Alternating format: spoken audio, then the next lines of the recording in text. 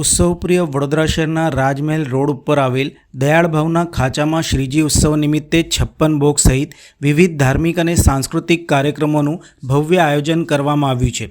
ગત તારીખ 27મી ઓગસ્ટે ભાદરવા સુદ ચોથ એટલે કે ગણેશ ચતુર્થીથી સંસ્કારી નગરી વડોદરા શ્રીજીમય બની ગઈ છે. ઠેર ઠેર નાના મોટા મંડળો દ્વારા શ્રીજીની સ્થાપના કરવામાં આવી છે. રાજમહેલ રોડ સ્થિત દયાળ ભાવના ખાંચામાં છેલ્લા 55 વર્ષથી થીમ આધારિત સમાજને કોઈ વિશેષ સંદેશ આપતી અને પર્યાવરણ મૈત્રી શ્રીજીની પ્રતિમાની સ્થાપના કરવાની અનોખી પરંપરા ચાલી આવી રહી છે. આ વર્ષે પણ ઇકો ફ્રેન્ડલી ગણેશોત્સવની ઉજવણી થઈ રહી છે. 10 દિવસ સુધી અહીં ભજન, કીર્તન, ગેમ સહિતના વિવિધ ધાર્મિક સાંસ્કૃતિક કાર્યક્રમોનું આયોજન કરવામાં આવ્યું છે. બુધવારે ભાદરવા સુદ એકાદશી નિમિત્તે શ્રીજીને 56 ભોગ ધરાવવામાં આવ્યો હતો. સમગ્ર આયોજન દયાળભાવ બાળ યુવક મંડળના સભ્યો દ્વારા હળીમળીને કરવામાં આવ્યું હતું. આ પ્રસંગે મોટી સંખ્યામાં દર્શનાર્થીઓએ દર્શન અર્ચન કરી ધન્યતા અનુભવી હતી.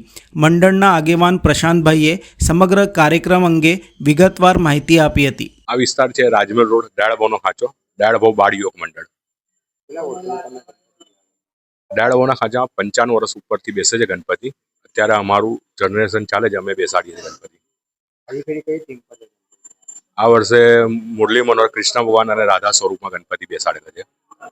અને આજે પોળમાં અંકોટ રાખેલો છે. અમે વિવિધ પ્રકારની 56 ભોગ રાખ્યો છે. અમે દર વર્ષે અલગ અલગ પ્રકારનું ભગવાનને એ કરીએ છીએ. અમે 10 દિવસ ધૂમધામથી ભગવાનની પૂજા કરીએ છીએ, પૂજા અર્ચના કરીએ છીએ, ગેમો રમાડીએ છીએ. બધું અલગ અલગ 10 દિવસ અલગ અલગ પ્રોગ્રામ હોય છે અમારે ત્યાં.